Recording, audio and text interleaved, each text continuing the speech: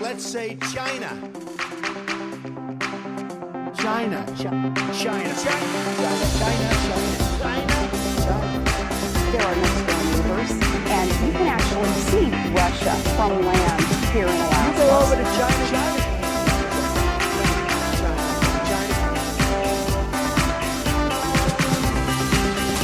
I did not have sexual relations with that woman.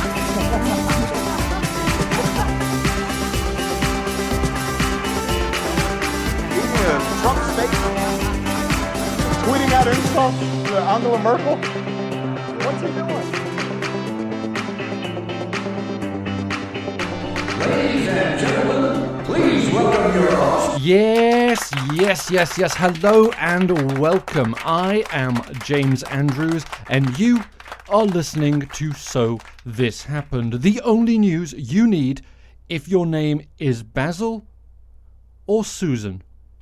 It is Wednesday, the 12th of July, 2017, and we're going to start off shaming the laziest countries in the world. Stanford University just released a study that they did to find out how many steps on average people do in their countries, and the results are, well, not massively surprising actually, but up near the top is Russia. They do a lot of walking there, averaging over 6,000 steps a day. The best country to live in is Hong Kong. They average 6,880 steps a day, while Indonesia was at the very bottom, where those lazy bastards only do 3,513 steps a day. Also up near the top was China. They average over 6,000 steps a day. Japan right there at 6,000 steps every day. The UK is about 5,500, and the US comes in at about 4,500 steps every day. So a little bit of work needs to be done there on the steps. Come on, America, get out there and walk. You don't have to park right next to the entrance of the shop. You can park, a little bit away and just sort of walk in. Take the stairs when you get to work rather than the elevator maybe. At lunchtime, go for a little walk around the block. If it's raining, just have a walk around in your office building. It's fine. And of course, you have to remember that these are average figures, which means there are some people, doing a lot more steps than that, but there are also some really lazy bastards doing a lot less steps than that. So let's get on with it. As it comes as no surprise that the obesity level in the countries that take more steps is far less than the obesity level in the countries that take a lot less steps. Now, we're recommended to do about 10,000 steps every single day, so the average, even of the best country, is not even close to that 10,000 step average. With the US, we're down there in the 4,000s. That's half of the exercise that we need to be doing every single day. And as we know, exercise is related to a healthy lifestyle, and with the cost of healthcare in the US going absolutely out of control, this is one thing that every single person can do to make sure that they can potentially lower their healthcare costs. If you're healthy, you're less likely to have to go to a doctor. Now, of course, there are extenuating circumstances. You can be a fat bastard and get cancer, and you can be, Mr. Universe and get cancer. But on the whole, the more healthy you are, the less likely you're going to develop problems with your health that require you to visit a doctor or a specialist and spend money on health insurance that maybe you don't have or can't afford. So there we go. That's my little public service announcement for the day. And now I'm going to go and walk around for a minute or two and come right back. And I am back. And I'm really out of breath because I didn't walk around. I apologize. I stopped recording, but I just sat here and surfed on my computer. I didn't do what I say, not as I do, right? Like the Catholic Church always says. And now we have an emergency alert. The state of Nevada has a marijuana shortage, and they are considering emergency measures to deal with the lack of weed in the state. Demand has been so strong since recreational marijuana use was legalized on the 1st of July. All of the outlets have sold out of weed. And the tax department has issued a statement of emergency. And you know, when the tax department issues a statement of emergency, it's gotta be a real fucking problem. In fact, estimated sales in the first 4 days of the marijuana being legalized was $3 million, with a tax revenue of $1 million in 4 days. Unbelievable, incredible. So, anyway, we hope that Nevada can get their weed problem under control, because we know the war on drugs is very serious. Meanwhile, Jeff Sessions is really pissed off about this news. Really pissed off. And up on Capitol Hill today, the nominee for the FBI director position, Chris Wray, was being questioned by Congress, and Lindsey Graham asked him a very simple question. Is this a witch hunt? And here is how Chris Wray and Lindsey Graham got along. You're going to be the director of the FBI, pal. So here's what I want you to tell every politician. If you get a call from somebody suggesting that a foreign government wants to help you by disparaging your opponent, tell us all to call the FBI. To the members of this committee, any threat or effort to interfere with our elections from any nation state or any non-state actor is the kind of thing the FBI would want to know. All right, so I'll take that we should call you, and that's a great answer. Do you believe that in light of the Don Jr. email and other allegations that this whole thing about Trump campaign in Russia is a witch hunt? Is that a fair description of what we're all dealing with in America? Well, Senator, I can't speak to the basis for those comments. I can tell you that my experience with Director I'm Mueller... asking you, as the future FBI director, do you consider this endeavor a witch hunt? I do not consider Director Mueller to be on a witch hunt. Thank you. Do you realize that you're stepping into the role of the director at FBI at one of the most contentious times in the history of American politics? Well, as Senator Nunn said, there have been a lot of contentious times in American politics, but I think this one certainly ranks up there. Do you understand the challenge that lies ahead for you, because institutions in the eyes of the American people are suffering, and the last thing we want to happen is for the FBI to fall out of favor with the American people?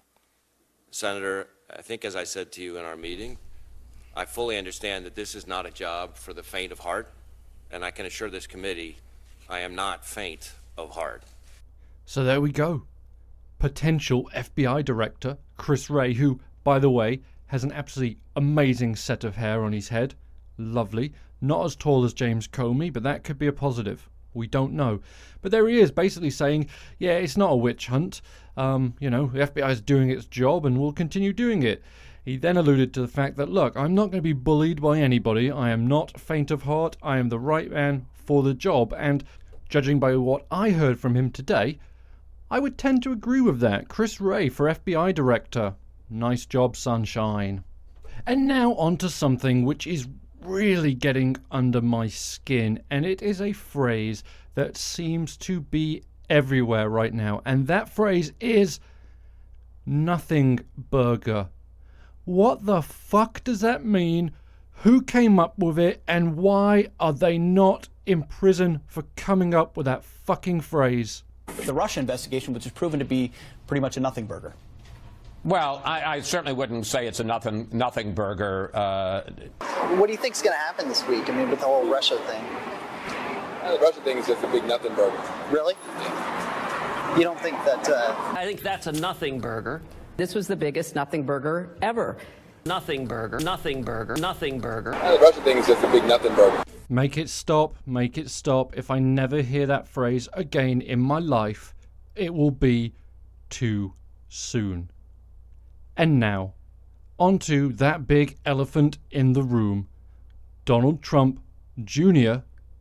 and his emails admitting that he met with a Russian lawyer who had potentially damaging information to Hillary Clinton. Donnie went on that human genital wart Sean Hannity's program last night and defended why he met with the Russian and why he released the emails. Let's have a little listen into that, shall we? My takeaway when all of this was going on is that someone has information on our opponent. You know, things are going a million miles an hour. You know what it's like to be on a campaign. We just won Indiana, but we're talking about a contested convention. Things are going a million miles an hour again. And, hey, wait a minute. I've heard about all these things, but maybe this is something. I should hear them out. Okay. When you read the parts about the Russian government or Russia supporting your father, did that put off any sirens in your head? Honestly, I don't know. I mean, I think this was, again, just basic information that was going to be possibly there. I didn't know these guys well enough to understand that if this talent manager from Miss Universe, had this kind of... I don't even think my sirens, went up or the antennas went up at this time because of it, because it wasn't the issue that it's been made out to be over the last, 9 months. At any point were you told, either in a phone conversation or otherwise, what they might tell you, what Goldstone seemed to be implying you would receive? No, as I recall, it was all basically this email coordination. Let's try to set up a meeting and see what happens, and that it was going to be interesting information. And, in the end, it wasn't about taken back by her saying, talking about me pressing for the information. But as you can see from the emails, the pretext of the meeting was, hey, we have information. And there was, some small talks. I don't even remember what it was. It just was sort of nonsensical, inane and garbled, and then quickly went on to, a story about Russian adoption and how we could possibly help. And really, that's where we shut it down, which is, wait a second, what does this have to do with Did you even know what the McGinty Act was? I'd never even heard of it before, that day. Attack took how long? How long was the meeting? 20 minutes or so. About 20 minutes. And Jared left after 5 or 10? Yes. Like she said, and Paul Manafort was on his phone the whole time. Okay, so there is Junior on Sean Hannity last night defending himself, and he said a few interesting things there which sort of completely contradicted what we have already seen in this email chain that he himself released. Last night, Junior said, yeah, I didn't know why I was going there, I just thought I'd go and see what they had to say, etc., etc. Well, in the email chain, it clearly stated that this person was there to give Junior information that showed how much the Russian government loved Donald Trump.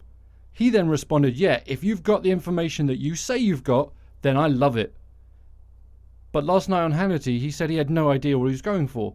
So why would you send an email to someone before an event saying, oh, I can't wait? If you've got what they're saying, brilliant.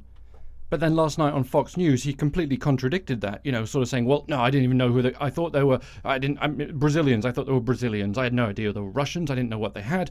I just went because, they said go and I went and that's what I did. And I had no idea, don't know. And he is starting to sound more and more like his daddy every day, isn't he? Now, the second thing we learnt last night from Donnie Jr. Is that Paul Manafort is a really rude bastard. Because did you hear what he said? He goes, oh yeah, during the meeting, Paul Manafort, he was just on his phone. He was playing Angry Birds the entire meeting. So you can just picture him, can't you? Just sitting there in the corner, just, flicking his thumbs across the screen, going, oh, you fucking pigs. Oh, come on. Oh, that should have gone down. The whole building should have come down right there. I had it. That's bullshit. Unfair. Donnie, this game's unfair. Shh, be quiet. I'm having a private meeting with the Russians, Paul. Oh, sorry, but this fucking pig, I can't get him. He's inside a box and I can't get him out, and I don't know how to do it. And I don't know that he was playing Angry Birds. I made that part up, just in case any of you saying, oh, he was playing Angry Birds. James said he was playing Angry Birds. That's fake news. Yes, it's fake news. But it might not be. Oh, you see, you don't know. You never know. Anyway, Donald Trump came to the defense of his son as well yesterday, and it was read out to the press in a statement by Sean Spicer's slightly less attractive comrade, Sarah Huckabee Sanders, and here is the statement. I have a quick statement that I'll read from the president. My son is a high-quality person, and I applaud his transparency. And beyond that, I'm going to have to refer everything on this matter to John Jr.'s counsel and outside counsel, and won't have anything else to add beyond that today. And apparently Sarah Huckabee Sanders has no idea who she works for. She apparently is under the impression that she is working for the Kennedys, when she said there that you can get in touch with John Jr.'s people and they'll explain it to you. Well done, Sarah. Well done indeed. And anyway, on that particularly bizarre note, we're going to end. So thank you very much for listening, and I will chat with you tomorrow. Don't forget to follow me on Twitter at SoThisHappened. And if you like the podcast, please subscribe and leave me a nice little review there on iTunes, Google Play, wherever you're listening to this. So take care. Ciao. There are next door neighbors, and you can actually see Russia from land.